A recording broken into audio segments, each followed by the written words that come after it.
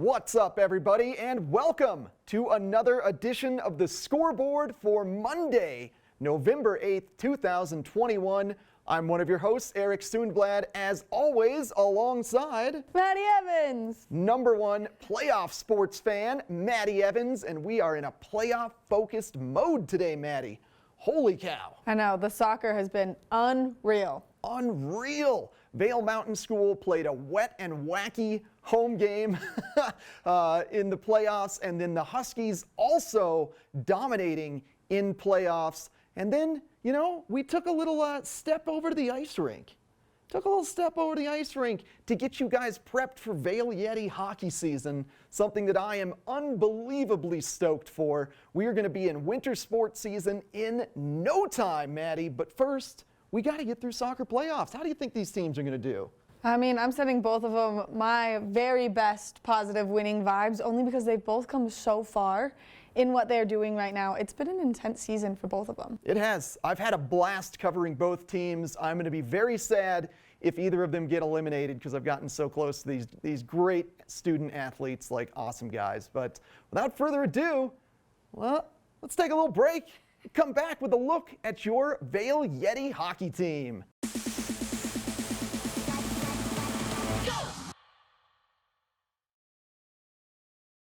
Welcome back to the Scoreboard, friends. Let's get things kicked off. Well, that's not going to work anymore. Not if we're talking about hockey. Let's get things skated off.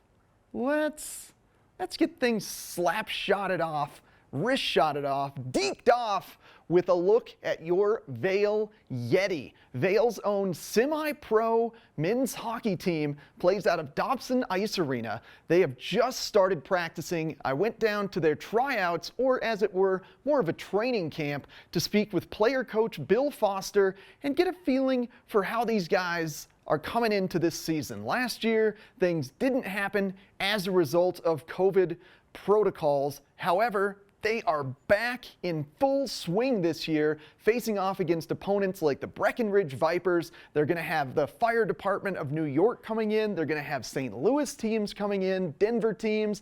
It's going to be an amazing winter. They get the season kicked off December 2nd, so we've got plenty of time to get you hyped on your Vail Yeti. So let's go meet Bill Foster down at Dobson Ice Arena right now. With the upcoming Vail Yeti season back in action here, I wanted to meet with captain, player coach Bill Foster. Thank you so much for joining me, Bill. And yo, we're back, man, after a year off. We are back after, well, it's like a year and a half off. I think we ended in like March. They shut everything down, and then we were off all last year. So everybody's kind of itching to get going again. Yeah, seriously, man. It was rough without you guys. We certainly missed you. Yeah, we missed playing too. I mean, a lot of the guys, this is a great outlet for us. So it's good to be back up and running. And essentially returning to fairly normal schedule as it was pre-COVID? Yep, so it's going to be kind of the similar story. We're going to have 24 games, I believe. I think we've got like 4 games before Christmas, and then we kind of backload our schedule. So after Christmas, it's almost every single weekend. And yeah, it's a normal schedule. We've got teams coming in from St. Louis, team from New York Fire Department's coming back in, and then Jackson Hole. We go to Sun Valley, so we've got kind of the similar to what we've had in the past. Yeah, looked like the old Breckenridge rivalry is back on the table. We will be playing Breckenridge 4 times. We play Aspen 4 times, so yeah, there'll be some of those heated weekends against those guys. So yeah, the Mountain Town rivalries are always super fun. They are always really fun, and you get sick of seeing each other because you play each other so much. So it gets interesting for sure. So for viewers that aren't familiar, give me an idea of like what the Yetis stand for. What's kind of your drive or your character on the team? So the Yeti, basically, we consider ourselves a senior hockey team. It's mostly guys who played at a pretty high level, and then are not done playing competitively, but this is above and beyond a men's league level. So we kind of we play a competitive schedule. It is contact hockey, so it's really intense. We get quite a few fans, so that adds to the intensity and that kind of stuff. Us as a team, it's a lot of local guys. I think we only have a couple guys that come up from Denver, and they've been coming up for quite a while now. So really we're a pretty tight-knit group of guys, and a lot of the teams that come and play us are, really skilled guys. They don't play together that often, and we get by on, playing as a team, playing intense, playing hard, playing physical, that kind of stuff. So. Yeah.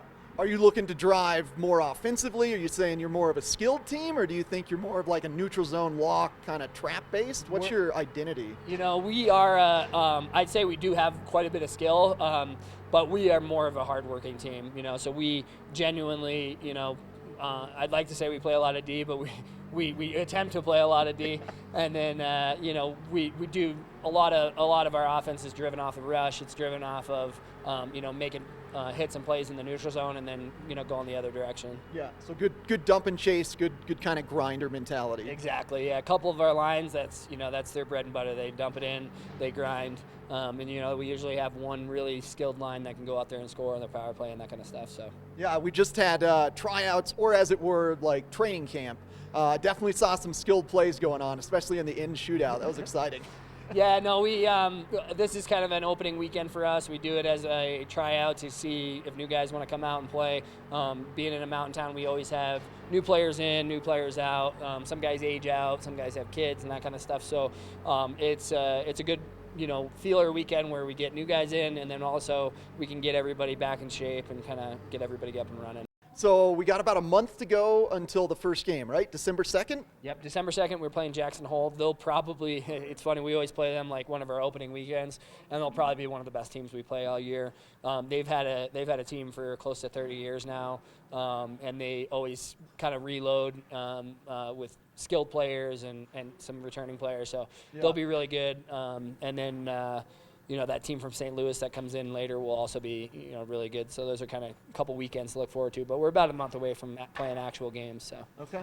Awesome, Bill. Well, thank you so much for joining me, man. Super stoked on the Yeti coming back into town and getting back into action December 2nd. Yeah, well, I appreciate you guys covering us, and we're looking forward to playing for everybody again. So awesome. Excellent, man. Head on down to Dobson Ice Arena Fridays and Saturdays throughout December, January, February, and March to catch your Vail Yeti. And, of course, if you miss any of the games, keep tuning into the scoreboard for plenty more on your Vail Yeti.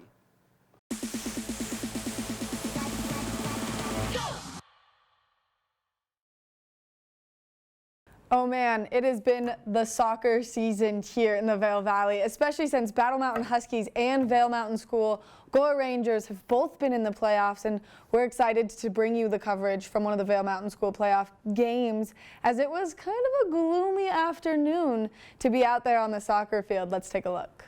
It was a rainy day at Vail Mountain School. We're joining this game in the second half as there was a late game change time that's your correspondent did not get the notification about. So we're picking this up in the second half. It is currently 0-0, and as the parents told me, and you will see in these highlights, it was a tough game. Both teams could not get any consistent ball control, ball bouncing around a ton, players slipping all over the field. It was a downpour the whole game long, and normally in November in Vail, we're used to some snowfall at this time of year, but unfortunately it was just wet, icy, rainy conditions. Vail Mountain School and DSST College View defenses did come to play well, though.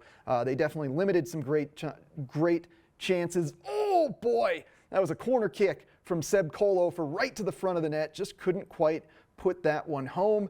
And there's a great example of the wet, slippy conditions, but that wouldn't keep VMS down. They're going to do kip-ups. They're going to keep getting up. Here's Nolan Kim. Oh, boy, howdy, with a great chance as we move our way into overtime. That's right. We are 0-0 heading into overtime. Oh, Mason Geller keeping VMS alive. Here's the start of the second overtime, folks. Double overtime in a rainy game. The kids were shivering on the sidelines. Parents all under their umbrellas on the other side. Here's another great fast break for Nolan Kim. Could he race it out, get the ball across, try to get one of those classic rebound goals? But, no. College View goaltender, he knows what's going on. So we advance to penalty kick shootout in the playoffs. You can't get much more exciting than this. Look at Mason Geller back there doing his dance, trying to fool the opponent. It works. College View, first shot over the top of the net. Vail Mountain School would throw out Nolan Kim to begin the penalty kicks. Little softy, he puts it home. They're stoked. 1-0 Vail Mountain School. Could College View answer? Unfortunately, they could. 1-1 now, just slips by Mason Geller. Here's Seb Kohlofer. Can't do any spin moves here, Seb, but you can score goals. Boom, 2-1, Vail Mountain School in the penalty kick.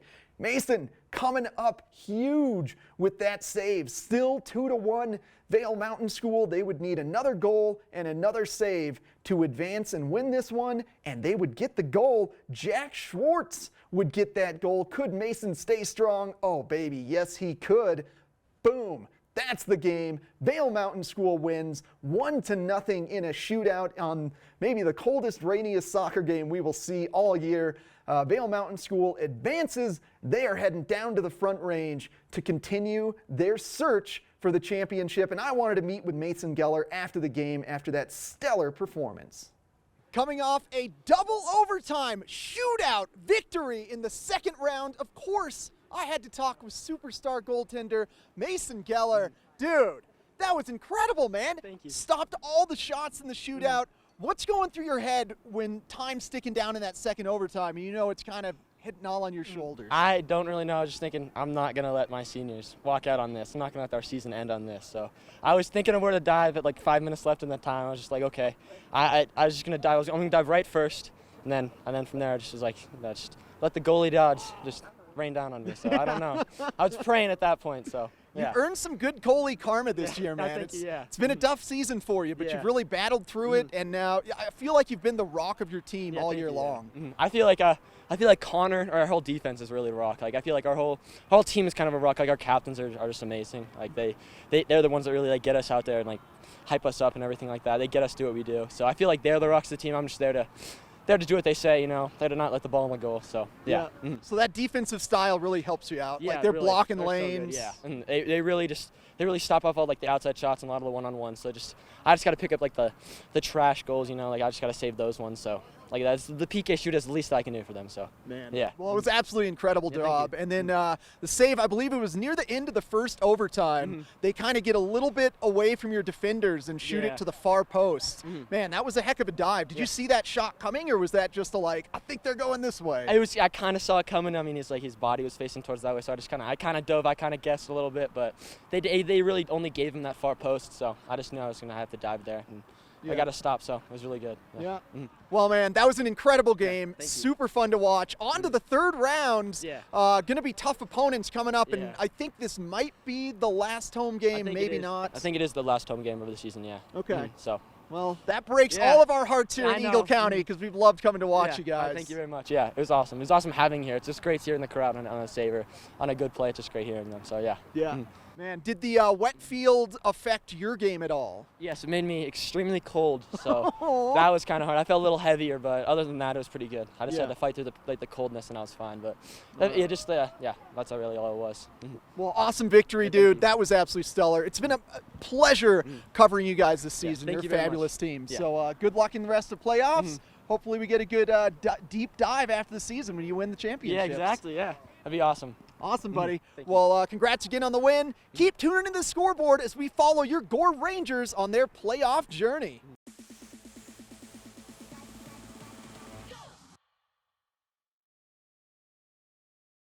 Oh, boy. How about Vail Mountain School? Penalty kick shootout victory over DSST College View to advance them to the next round of the playoffs. Holy cow. That was exciting. But could Battle Mountain keep up the excitement as well as they faced off against number 22 ranked Northridge? Battle Mountain, the number 8th ranked team, so they do have a ranking advantage, and we love our Huskies. We know they're skilled. We know they're great. They've got the advantage in this game. They are definitely the better team, looking to continue their incredible ball movement, hopefully pick up some great offense from stars Sam Kuntz, Bryant Ramirez, and all of the star Husky seniors with that rock, Cruz Ramirez, in goal, holding things out. Well, let's go check out the Huskies, see if they could match Vail Mountain School and advance to the next round of the playoffs themselves. Here we go, Huskies versus Northridge, getting things kicked off. Little better conditions for this game. Not having to stand in the freezing rain in East Vail. Things were looking good to start this game off. Huskies with solid ball control and some good chances early. Now, Northridge was doing a good job of getting into the lanes, getting a little physical, and disrupting the Huskies' ability to make those quick one-touch passes. But despite Northridge's best efforts, Huskies still get a great chance here. Just couldn't quite get it to the front of the net. Just kind of a little too close to the side. Here's Joseph Fernandez. He breaks free, just misses wide. Oh, Joseph. Save that energy, buddy. Here's Leo Soto with a great corner kick, really unique.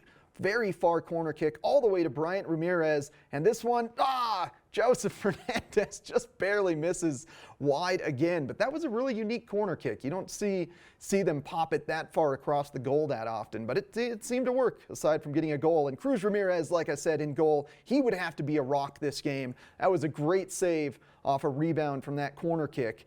Now we've got Huskies with the ball control, starting to penetrate the offensive zone. Alexis Dozel. Look at this great defense of the ball. This guy is putting some heart and soul into this, not allowing Northridge a single breath, a single take at this ball. Essentially forces Northridge to kick it out of bounds to get the ball away from Alexis. Now here's Alexis again, throwing it in after an out of bounds. Gets it over to Sowell, gets it across, and that is a goal from Yahir Iguis. It's not often I get to say Yahir's name. The fans were hyped here at Husky Nation Stadium. Now moving on into the second half. That was with just about 30 seconds left in the first half. So Huskies up 1-0. They're getting a big free kick. Nice lob ball in. Boom! Joseph Fernandez with the diving header. Gets it 5-hole on the Northridge goalie. Your Huskies now up 2-0. They are in command of this game, full command of this game. Fernandez rewarded, getting his nose a little dirty, getting his head a little green from the ball. And here's Alexis Dozel. He's got Sam Kuntz out front. Classic play from your Huskies. Samuel Kuntz just could not get his foot on that ball to keep it drived home to continue the Huskies' lead. And look at this great defense. Just miss on that sweep kick, but then they've done a great job getting back, getting in that lane, blocking the pass. Long ball up to center field. That's going to give a good chance for Sam Kuntz here coming up, as he's going to get potentially a chance to break free. Northridge defense just kind of squeezes him out, eliminates any chance there. But good defense leads to good offense for the Huskies tonight. And here's a great chance as well. Good kick, big time rebound. Tyler Bahan with the goal. I think that might be the first time I said Tyler's name this season, and that was the key for the Huskies tonight. Sam Kuntz and Bryant Ramirez were not the leaders on the score sheet. They had other support from Yahir Iguis, Joseph Fernandez, Tyler Bahan. Northridge would get a late goal there. Battle Mountain ends up winning 3-1. Students rush the field. They advance, continue their great momentum for Eagle County soccer. So your Huskies are now set to face off against the Classical Academy out of Colorado Springs, the #1 ranked team in their playoff bracket division area. And if you recall, 2 weeks ago, Huskies went down to Colorado Springs, ended up dropping a game against the Classical Academy 1-0. So these are familiar foes. Huskies are going to want to get some revenge for that past loss and continue the great momentum that they're having. Really playing as one unit right now. You love to see goals from players that haven't necessarily been stars throughout the season, but they're there as the supporting cast. As you advance further and further in the playoffs, they're going to start keying in on your all-star players like Sam Kuntz, like Bryant Ramirez. So it's going to be up to secondary support scoring to really lead the charge. And I love that that's what we just saw against Northridge. Now we're going to take a short break. We'll come back with updates on how your Huskies did against the Classical Academy down in Colorado Springs. Welcome back to the scoreboard, friends. Let's take a closing look at how your Huskies football team did this past weekend, as well as Huskies and Vail Mountain School in the playoffs. Let's start things off with football, Maddie. They were playing Glenwood Springs. You know, I love the Huskies, and we've had a really great time because not only have they come into the studio so many times to chat with me on Good Morning Vail, but you've gotten so close to all of the players, and I feel like we've established such a great relationship with Coach Shoup. So I do want to congratulate all of the Huskies, even though your season ended in not the best way possible. Unfortunately, they took a pretty big loss to Glenwood Springs, which, I mean, that's kind of crushing. Yep, 48-14 loss to close out their season. They finished 3-7 in the 4A Western Slope League, but they've got a great group of underclassmen. They're going to shift up and replace the leaving seniors. We got high hopes for them in the future. Like you said, Shoup's a legend. Shoup is a legend, and he's going to turn that team around, and they're going to be bigger and stronger than ever before next year. I feel it. Yeah. Bring out the guns. Let's go, Shoup. Next up, Vail Mountain School heading down to Colorado Springs to face off against Jefferson Academy. And despite doing well the first half, things kind of crumbled in the second. Yeah, unfortunately, that team brought everything they had, and then I feel like they probably just got worn down. Kind of a different atmosphere, too, playing under lights versus having to play earlier in the day. So I think that the constant change-up for the Gore Rangers makes it definitely a little bit difficult, and they didn't, I mean, no goals were scored within the first half of the game. So all of those goals, the 3-0 loss that they took, were scored in the second half. So they put up a good fight. Yeah, but unfortunately their season is now over. But big props to Vail Mountain School, playing in an upper league all year long against bigger schools, higher competition than normal. So big ups to them. We'll catch up with both the Huskies football team and Vail Mountain School soccer team in future episodes just to give them time to chat about the season. And finally, Huskies heading down to Colorado Springs to face off against the Classical Academy. If you recall, they just lost to them 1-0 2 weeks ago, and they flipped the script this time, got 3 goals in the opening 20 minutes. Whoa. And what I love, all season long, we talked about Bryant Ramirez and Sam Kuntz. They were the leading goal scorers, but in the playoffs, it's been secondary goal support pushing them through. So this time, Leo Soto with 2 goals. Joseph Fernandez, one of the senior captain leaders, he bucketed a goal. And then Saul Sinaloa closed things off. So 4-0, Huskies beat Classical Academy. Yeah! And they are rewarded with facing off against number 1 seed Mullen this Wednesday. Mullen has been dominating the playoffs. They opened things off with a 6-0 victory over Coronado. In the second round, they beat Meade 7-1, and then they just beat Cheyenne Mountain 4-0 to get here. Wow. This is a high-scoring powerhouse that the Huskies are having to face off against. I feel like between Cope and those Ramirez brothers, we're good. We're good. Yeah. I like it. I like where your head's at. I'm there too. We will cover the Huskies next week as they face off against Mullen this Wednesday, and then the potential championship game Friday, November 12th. Big things for Huskies soccer, and that'll do it for this week's edition of The Scoreboard. For Maddie Evans, I've been Eric Sundblad. Tune in every Monday at 6 p.m. or catch us on thescoreboardnation.com if you miss any old episodes. And remember, if you can't catch the score, you can always catch the scoreboard.